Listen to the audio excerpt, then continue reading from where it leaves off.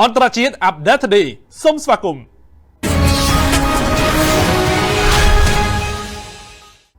តម្លៃប្រេងធ្លាក់ចុះភ្លាមៗក្រោយពេលលោកដូណាល់ត្រាំប្រកាសបទឈប់បាញ់2សប្តាហ៍ជាមួយអ៊ីរ៉ង់នៅពេលនេះតម្លៃប្រេងបានធ្លាក់ចុះភ្លាមៗហើយមូលបត្រនិងភាគហ៊ុនសកលបានកើនឡើងជាថ្មីបន្ទាប់ពីប្រធានាធិបតីអាមេរិកលោកដូណាល់ត្រាំបានប្រកាសបទឈប់បាញ់រយៈពេល2សប្តាហ៍ជាមួយអ៊ីរ៉ង់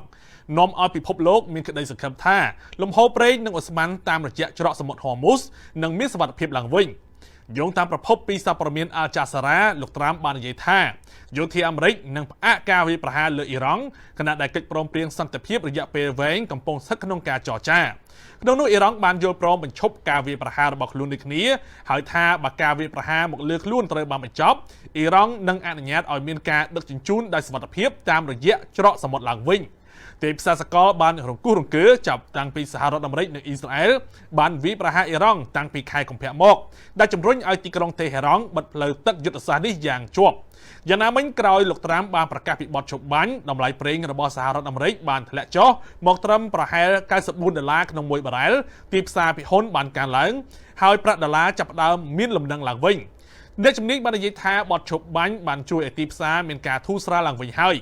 លោកត្រាំបានបង្ហាញថាសហរដ្ឋអាមេរិកបានទទួលសំណើ10ចំណុចពីអ៊ីរ៉ង់សម្រាប់ការចរចារួចហើយសូមបញ្ជាក់ថាសេចក្តីប្រកាសអំពីបទឈប់បាញ់បានធ្វើឡើងបន្ទាប់ពីលោកត្រាំបានគម្រាមថានឹងបើកការវាយប្រហារកំទេចហេដ្ឋារចនាសម្ព័ន្ធសំខាន់ៗនិងអរិយធម៌របស់អ៊ីរ៉ង់តែម្ដងប្រសិនបើច្រកសមុទ្រហូមូសនៅតែបន្តបិទនិងរារាំងដល់លំហូរប្រេងនិងអូស្មန်សកលចិននិងរុស្ស៊ីវេតូសេចក្តីសម្រេចរបស់អង្គការសហប្រជាជាតិដែលជំរុញឲ្យបណ្ដាប្រទេសការពារនាវាពាណិជ្ជកម្ម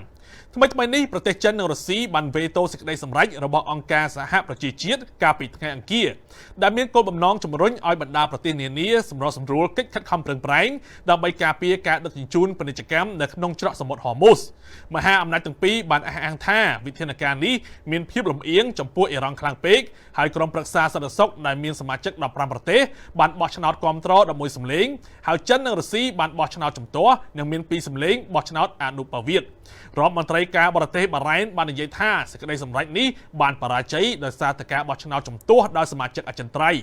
វិធានការនេះគឺចំពេលមានភាពតានតឹងកើតឡើងនៅក្នុងតំបន់ខណៈដែលសហរដ្ឋអាមេរិកនិងអ៊ីស្រាអែលទើបនឹងបើកការវាយប្រហារនៅអ៊ីរ៉ង់នៅចុងខែកុម្ភៈដែលនាំឲ្យទីក្រុងតេហេរ៉ង់បិទផ្លូវទឹកយុទ្ធសាស្ត្រដែលគ្រប់គ្រងប្រេងនិងអូស្មန်ធម្មជាតិរាវប្រហែល1/5របស់ពិភពលោក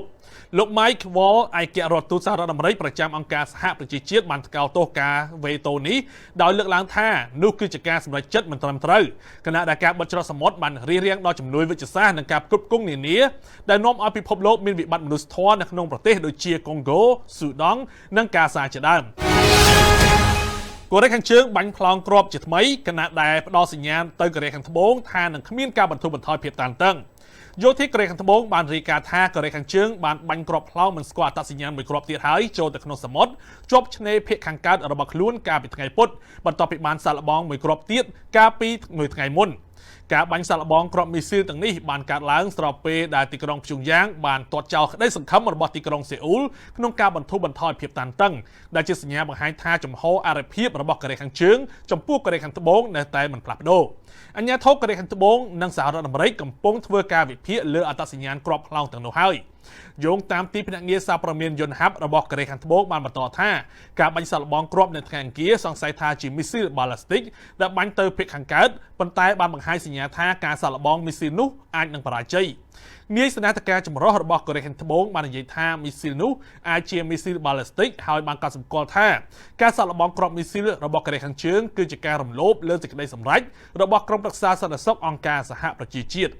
ទោះជាយ៉ាងណាក៏ដោយកូរ៉េខាងជើងបានបដិសេធការហាមឃាត់ទាំងនេះដោយលើកឡើងថានោះគឺជាការរំលោភលើសិទ្ធិអធិបតេយ្យភាពក្នុងការការពារខ្លួនរបស់កូរ៉េខាងជើងសូមអរគុណចំពោះការតាមដានព័ត៌មានអន្តរជាតិ Update Today